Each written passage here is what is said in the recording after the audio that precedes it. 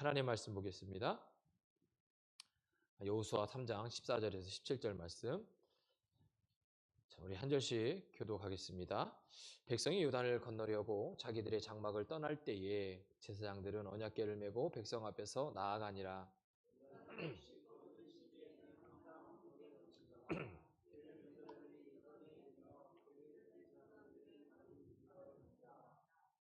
곧 위에서부터 흘러내리던 물이 그쳐서 사르단에 가까운 매우 멀리 있는 아담 성읍 변두리에 일어난 한 곳에 쌓이고 아라바의 바다 여매로 향하여 흘러가는 물은 온전히 끊어짐에 백성이 여리고 앞으로 바로 건널세.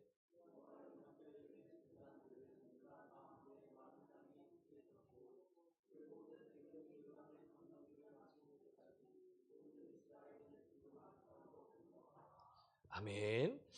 자, 이제 우리가 이스라엘 백성이 여러 가지 사건들이 있지만 이스라엘 백성이 10가지 재앙을 통해서 출애굽을 합니다. 첫 번째 만났던 어려움이 홍해라고 하는 홍해 바다 사건이고, 또 마지막으로 또 건너야 될 강이 이 요단이었습니다. 어떻게 보면 출애굽 40년 생활을 마치고 약속의 땅 가나안 땅 앞에 서서 그 가나안 땅을 들어가게 한 마지막 장애물이 이 요단강일 겁니다. 오늘 본문에서도 이야기하듯이 요단강은 평소에 물이 많다 적다가 아니라 사실은 이 요단강은 평소에도 건너기 어려웠던 강입니다. 그런데 오늘 본문은 또 이렇게 이야기합니다. 그런데 곡식 거두는 시기에 범람한다라고 얘기하는 겁니다. 그러니까 평소에도 건너기 어려운데 이 곡식 거둘 때는 그 강이, 요단강이 수위가 더 높아진다는 거예요. 그런데 때마침 가장 수위가 높을 때 이스라엘 백성이 요단강을 건너야 되는 상황이 온 겁니다. 강물은 언덕에 넘칠 만큼 불어나 있었고 우리의 눈으로, 인간의 눈으로 보기에는 도저히 건널 수 없었던 상황이었습니다. 더 중요한 사실은 이 요단강은 단순한 자연적 장벽이 아니라는 겁니다. 어떻게 보면 이 요단강은 광야에서 약속의 땅으로 넘어가는 경계선입니다. 또 지금까지 방황했던 방황에서 정착을 위한 장애물이고, 기다림에서 성취로 넘어가는 믿음의 문턱이 바로 요단강입니다. 우리의 인생에 요단강이 있죠. 우리의 인생의 요단강은 언젠가요? 수도 없이 많은가요? 날마다가 우리 인생의 요단강일 수도 있습니다. 날마다 건너야 되는 그런 모습. 그런데 분명히 성경은 우리에게 그것은 경계선이고 정착을 위한 곳이고 믿음의 문턱이다라고 말씀합니다. 건강의 문제가 있을 수도 있고, 가정의 문제, 자녀의 문제, 직장의 문제, 또한 내가 가지고 있는 경제의 위기, 아니면 내가 사역하고 있는 사역의 위기, 또 신앙의 한계가 우리로 하여금 종종 그렇게 만들 수도 있습니다. 그 요단강을 보면서 우리의 인생의 여러 가지 문제를 보면서 하나님, 나에게는 이 강은 너무 큰 거 아닙니까? 하나님, 지금은 때가 아닌 것 같은데요? 왜 나에게 지금 이 때에 이 강을 만나게 하시는 겁니까? 하나님, 다른 방법은 없는 것입니까? 라고 하는 질문 가운데 우리는 살아갈 수도 있습니다. 그러나 오늘 본문은 우리에게 분명히 말씀하죠. 하나님은 불가능의 강 앞에서 믿음의 백성을 멈추게 하지 않는다는 겁니다. 사람들은 불가능이라고 얘기하지만 하나님은 우리에게 불가능이 아니라 그 강도 건너게 하시겠다라고 말씀하고 있습니다. 그러니까 믿음은 물이 갈라진 뒤에 일어나는 것이 아니라 발을 내딛는 순간에 일어난다는 겁니다. 자, 오늘 본문 15절 하반절에 보면 이렇게 말씀하죠.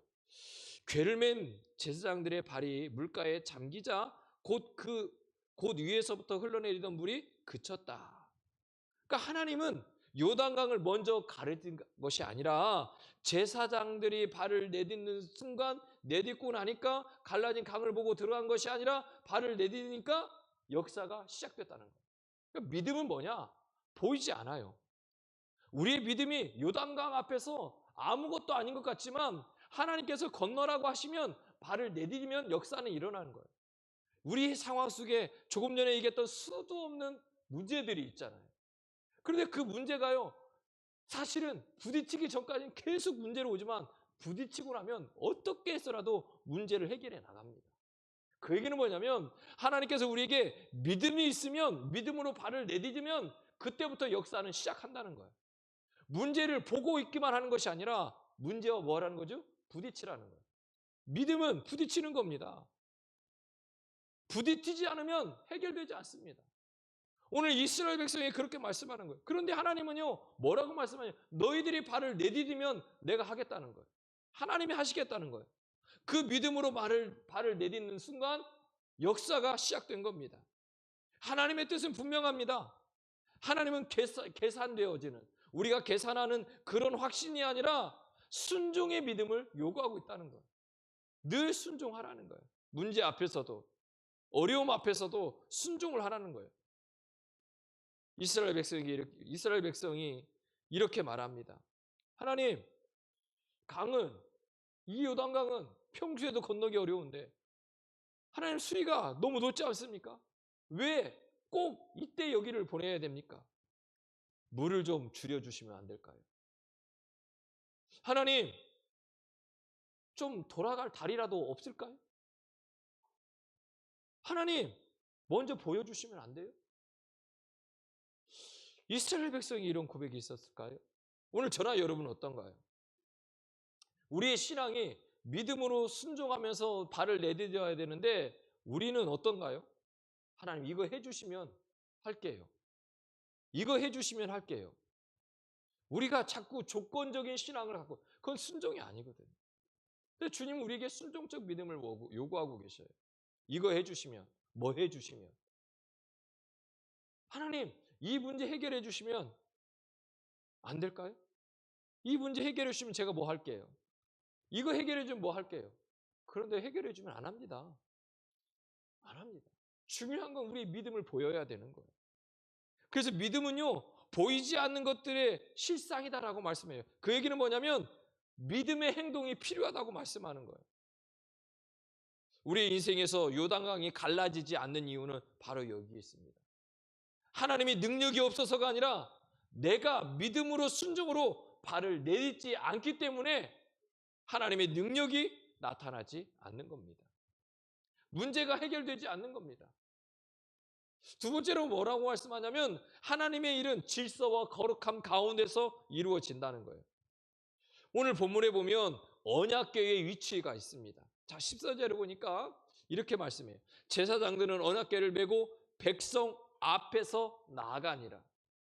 그러니까 언약궤는 하나님의 임재를 상징하잖아요.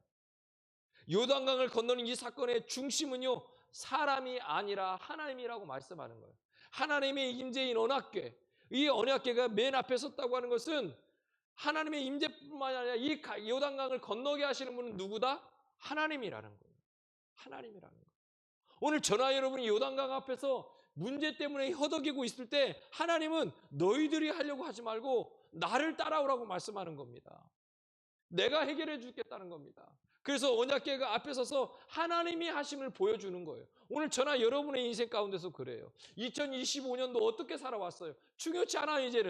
이제 우리가 살아갈 날을 우리가 계산하면서 보면서 우리가 믿음으로 하나님의 임재를 바라볼 수 있기를 주님 축복합니다. 하나님 우리에게 앞서 나가신다고 말씀합니다. 우리의 앞서서 일하시고 앞서서 모든 일을 해 나가시겠다고 말씀합니다. 그런데 우리는 여전히 세상의 기준에 맞춰서 무엇이 되면 이것이 되면 저것이 되면 하겠습니다라고 하는 조건적인 믿음을 드리고 있지는 않습니까? 늘 언약궤가 먼저였습니다. 하나님 분명합니다.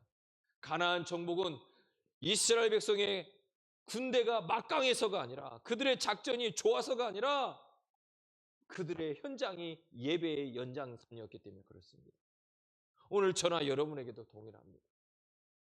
오늘 저나 여러분 하나님의 언약궤가 있다고 하는 것은 앞에 섰다고 하는 것은 하나님의 임재인데 하나님의 임재가 있다고 하는 것은 하나님께 예배한다는 겁니다. 오늘 저나 여러분의 모든 상황 속에 하나님을 예배하는 예배의 현장이 되어야 된다는 거예요. 그 예배의 현장이 될 때 하나님은 일해 주시겠다고 말씀합니다. 제사장들은 요단 강 한가운데서 이렇게 얘기합니다. 굳게 섰다. 백성들이 다 건널 때까지 그들이 섰다는 겁니다. 하나님은 앞서서 일하시지만 우리 백성들, 하나님의 백성들이 다 지나갈 때까지, 우리가 하나님 나라가 천국에 임할 때까지 하나님은 계속해서 우리와 함께 서서 우리를 지켜봐 주시고 우리와 함께 하시겠다고 말씀하는 겁니다. 주님은 먼저 가셨고 끝까지 서 계셨고 백성들이 다 건널 때까지 그 자리를 지키고 계셨다고 말씀합니다. 오늘 저나 여러분의 문제가 무엇입니까? 오늘 우리의 가정의 문제가 뭡니까? 우리 교회의 문제가 뭡니까? 우리의 신앙의 위기가 오는 이유가 무엇입니까? 그것은 하나님의 임재보다 나의 계산, 나의 것이 앞서고 있기 때문입니다. 오늘 저나 여러분 앞에 하나님의 임재가 앞설 수 있기를 주의 이름으로 축복합니다. 그럴 때 하나님은 일해 주십니다. 세 번째는 우리에게 말씀합니다. 다음 세대가 기억할 믿음의 증거를 남기기 위한 것이다.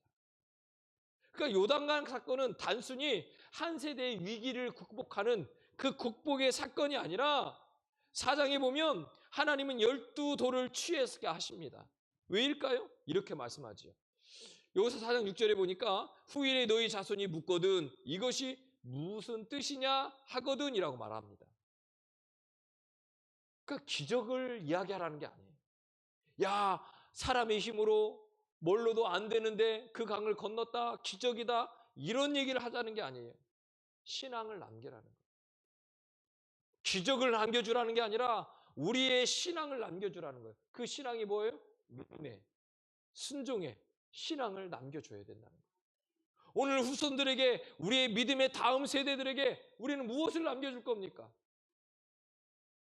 오늘 주님은 우리에게 말씀하는 거예요. 기적을 남겨주는 것이 중요한 것이 아니라 믿음을 남겨주라는 거예요. 신앙을 남겨주라고 말씀하고 있습니다. 그들이 기억할 만한 것. 우리 세대가 요단강을 건너지 못하면 다음 세대도 광야 이야기만 들을 수밖에 없습니다. 왜요? 요단강을 건너지 못했으니까. 그 얘기는 뭐죠? 가나안 땅에 들어가지 못한다는 얘기예요. 오늘 저나 여러분에게도 말씀하는 거예요. 오늘 저나 여러분이 신앙생활 하잖아요. 예수님 믿잖아요. 예수님 믿고 뭐 하자는 거예요? 우리가 예수 잘 믿어서요, 광야에서의 기적만 맛보아서는 안 된다는 거예요. 뭐 해야 된다고요? 가나안 땅을 누려야 된다는 거예요.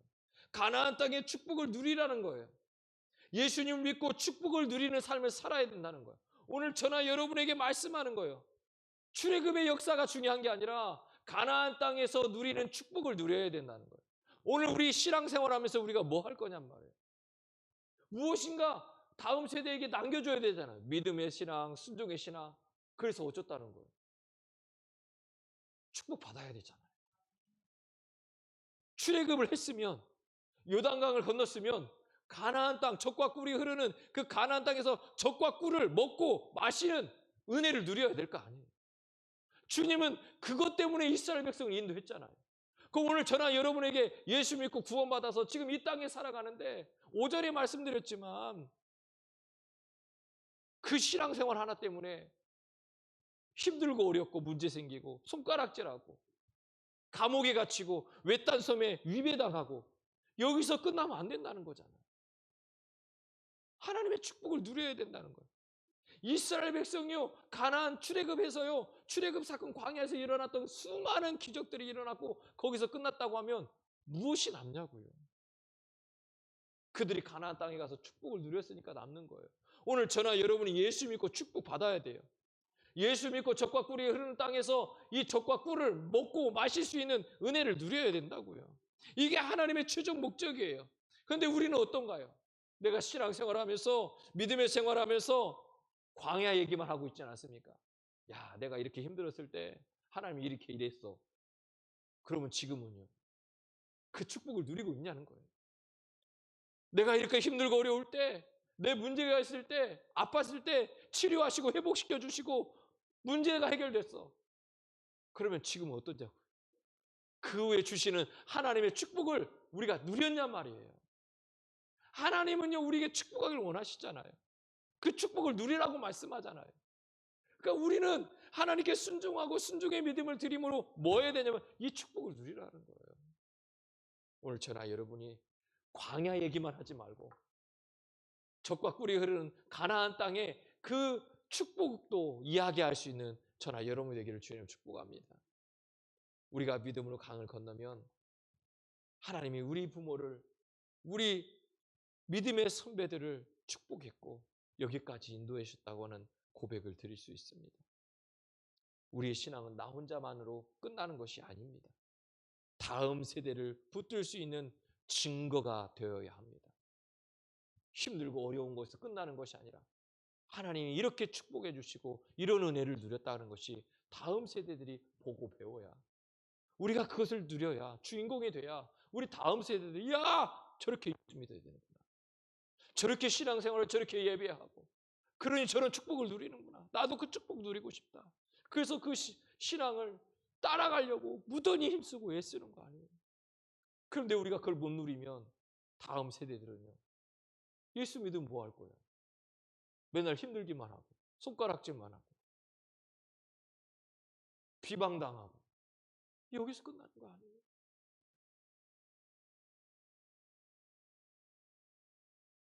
사랑하는 성도 여러분, 지금 여러분 앞에 어떤 요단강이 흐르고 있습니까? 하나님 말씀합니다. 멈추지 말고 들어가라고. 기적은 기다리는 사람의 목이 아니라 순종하는 사람의 목이라고. 오늘 우리는 결단해야 됩니다. 우리 가정의 요단강을 가르고, 나의 삶의 요단강을 가르고, 교회의 요단강을 가르고 다음 세대의 길을 만들어줄 수 있는 그런 믿음을 갖게 해달라고.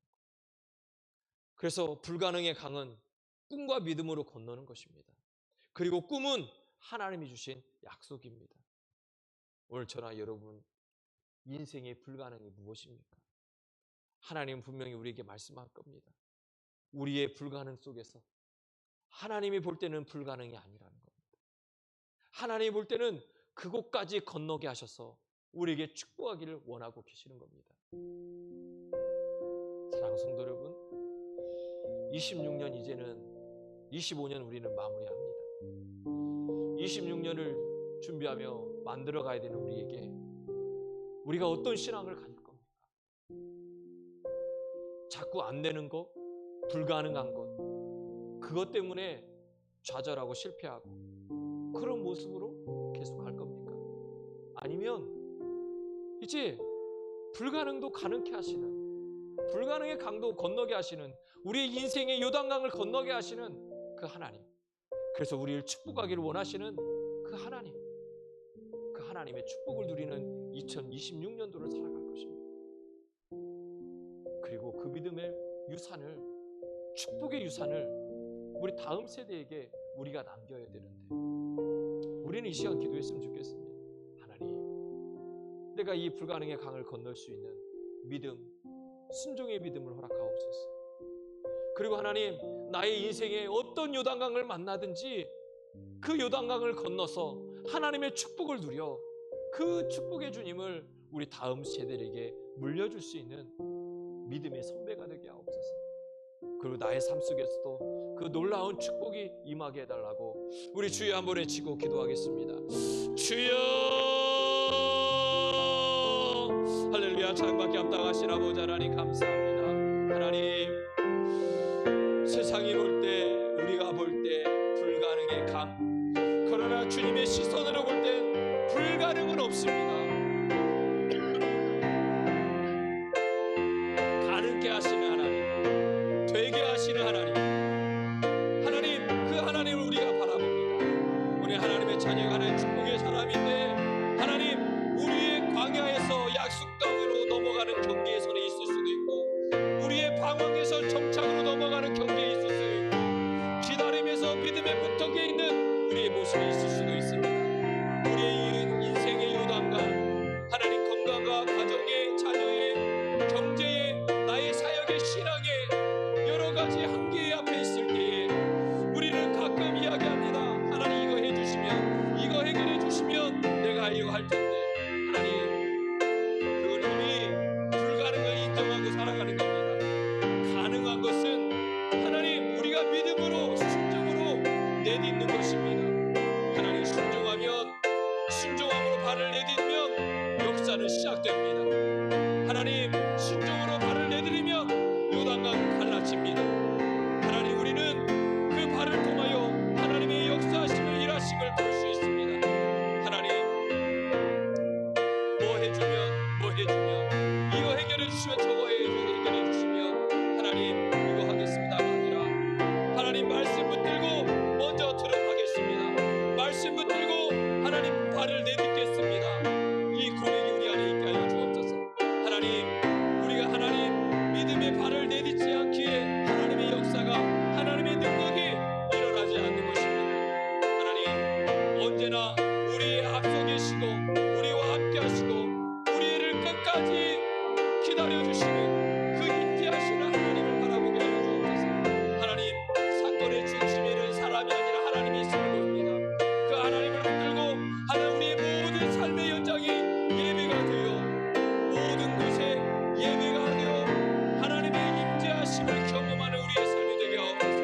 먼저 가시고 끝까지 서 계시고 건널 때까지 지켜주신 하나님, 우리의 신앙의 위기가 있습니까? 교회에서, 가정에서, 직장에서 신앙의 위기 속에서도 하나님의 인재를 바라보며 나아갈 수 있는 우리의 삶이 될 수 있도록 주님 붙잡아 주시고 인도하여 주옵소서. 하나님, 광야의 기적에서 끝나는 것이 아니라 가나안 땅의 축복을 누리게 하여 주옵소서. 그 가나안 땅의 축복을 누림으로 하나님 믿음의 생활, 순종의 생활, 하나님의 순종의 믿음을 드리니 하나님께서 이렇게 축복하고 계시다라고 하는 그 믿음의 유산을, 축복의 유산을 우리가 다음 세대에게 물려주고 또 나누어 줄 수 있는 우리의 삶이 될 수 있도록 하나님 함께하여 주시고 인도하여 주옵소서.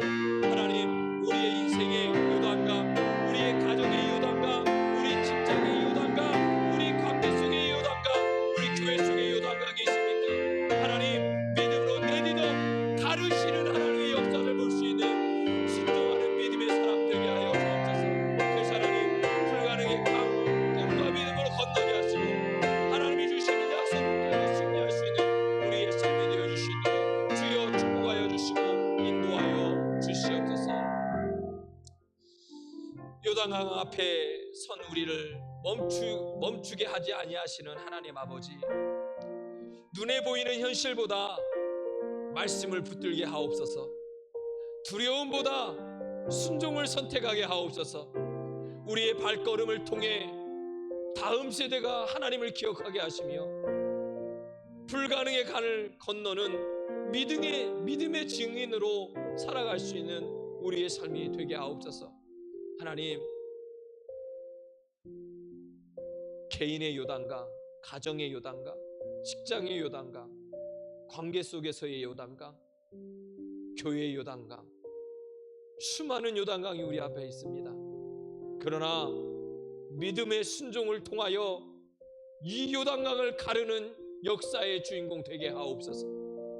그래서 하나님의 약속 붙들고 이제는 우리도 다음 세대에 축복의 은혜를 물려줄 수 있는, 다음 세대가 그 축복의 길을 걸어갈 수 있는 길을 내어줄 수 있는 우리 믿음의 모습 될 수 있도록 축복하시고 인도하여 주옵소서. 주님, 또 한 주간을 살아갑니다. 우리 모든 성도들 천군 천사를 보내 지켜주시고 인도하시고 보호하여 주셔서 안전하게 또 승리의 삶을 살아갈 수 있는 한 주가 될 수 있도록 함께하여 주옵소서. 감사하고 축복하며 예수님의 이름으로 기도드립니다. 아멘. 하늘에 계신 우리 아버지, 아버지의 이름을 걸어가게 하시며 아버지의 나라가 오게 하시며 아버지의 뜻이 하늘에서와 같이 땅에서도 이루어지게 하소서. 오늘 우리에게 일용할 양식을 주시고 우리가 우리에게 잘못한 사람을 용서해 준 것 같이 우리 죄를 용서해 주시고 우리를 시험에 빠지지 않게 하시고 악에서 구하소서. 나라와 권능과 영광이 영원히 아버지의 것입니다. 아멘.